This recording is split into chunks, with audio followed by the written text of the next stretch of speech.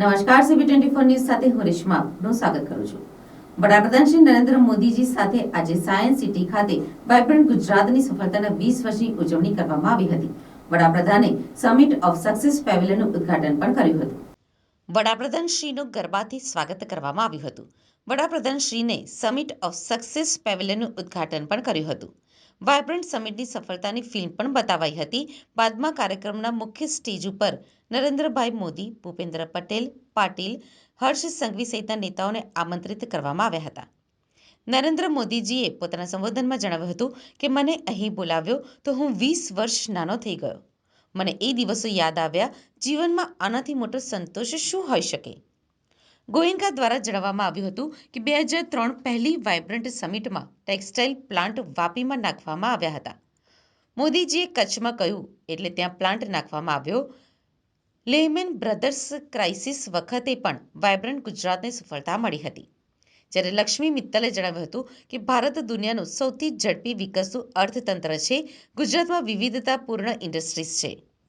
મોદીજીએ વધુમાં જણાવ્યું હતું કે ગુજરાત વાઇબ્રન્ટનું એક નાનું બીજ વાવ્યું હતું ને આજે વટવૃક્ષ બની ગયું છે। આ એક બ્રાન્ડિંગનું આયોજન નહીં, બોન્ડિંગનું આયોજન છે। દુનિયા માટે આ બ્રાન્ડ હોઈ શકે પણ મારા માટે સફળ બોન્ડિંગ છે।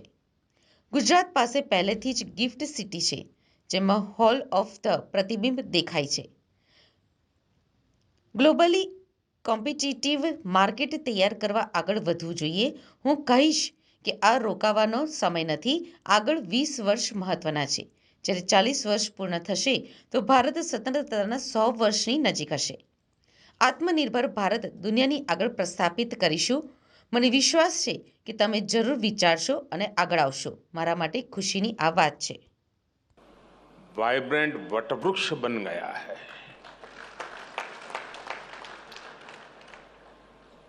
वाइब्रेंट गुजरात समिट के 20 साल पूरे होने पर आज आपके बीच आकर मुझे बेहद खुशी हो रही है।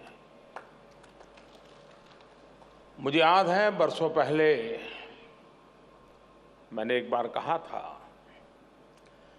वाइब्रेंट गुजरात ये सिर्फ ब्रांडिंग का आयोजन भर नहीं है, बल्कि इससे बढ़कर बॉन्डिंग का आयोजन है।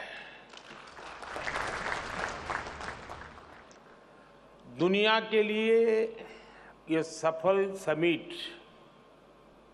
एक ब्रांड हो सकती है, लेकिन मेरे लिए ये एक मजबूत बॉन्ड का प्रतीक है। ये वो बॉन्ड है जो मेरे और गुजरात के 7 करोड़ नागरिकों से उनके सामर्थ्य से जुड़ा हुआ है।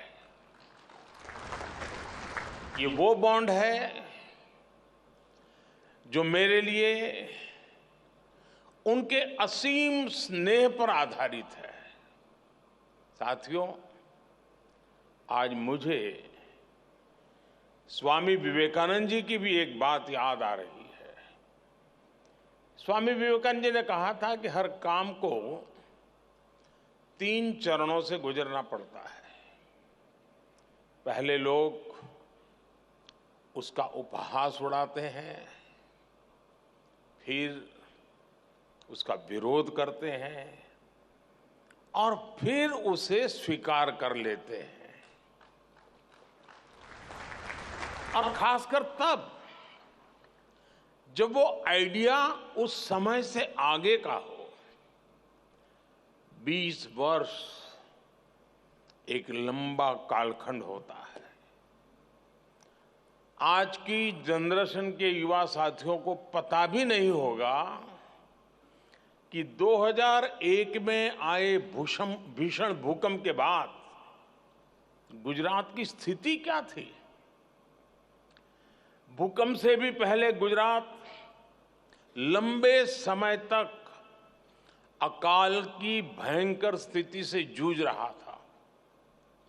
इसके बाद जो भूकंप आया उसमें हजारों लोगों की मौत हो गई, लाखों लोग इससे प्रभावित हुए। उन्हें अपना घर छोड़ना पड़ा। अकाल और भूकंप के अलावा उसी समय गुजरात में एक और बड़ी घटना हुई।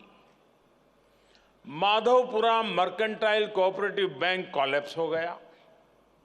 इसकी वजह से 133 और कोऑपरेटिव बैंक में ये तूफान छा गया।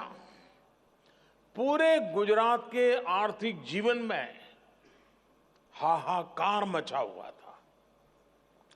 एक तरह से गुजरात का फाइनेंशियल सेक्टर संकट में आ गया था। उस समय मैं पहली बार विधायक बना था। मेरे लिए ये भूमिका भी नई थी। शासन चलाने का कोई अनुभव नहीं था, लेकिन चुनौती बहुत बड़ी थी। इस बीच एक और घटना घट गई। गोधरा की हृदय विदारक घटना हुई और उसके बाद की परिस्थितियों में गुजरात हिंसा की आग में जल उठा। ऐसे विकट हाल की शायद किसी ने कल्पना की होगी। मुख्यमंत्री के तौर पर भले उस समय मेरे पास ज्यादा अनुभव नहीं था, लेकिन मेरा गुजरात पर, अपने गुजरात के लोगों पर अटूट भरोसा था।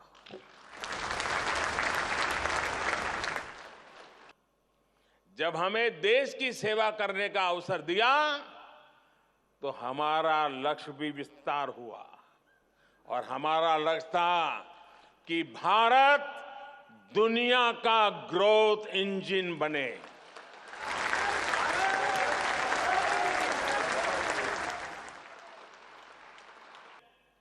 हमारे whole of the government approach का प्रतिबिंब दिखता है। यहां केंद्र, राज्य और आईएफएससी अथॉरिटी मिलकर काम करते हैं ताकि दुनिया का बेस्ट रेगुलेटरी एनवायरनमेंट तैयार हो। हमें इसे globally competitive financial market place बनाने का प्रयास तेज करना चाहिए।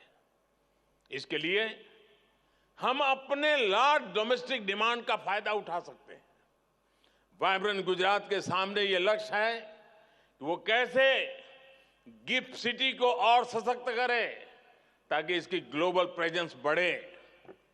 साथियों, वाइब्रेंट गुजरात की सफलता की चर्चा के बीच मैं ये भी कहूंगा कि रुकने का समय नहीं है।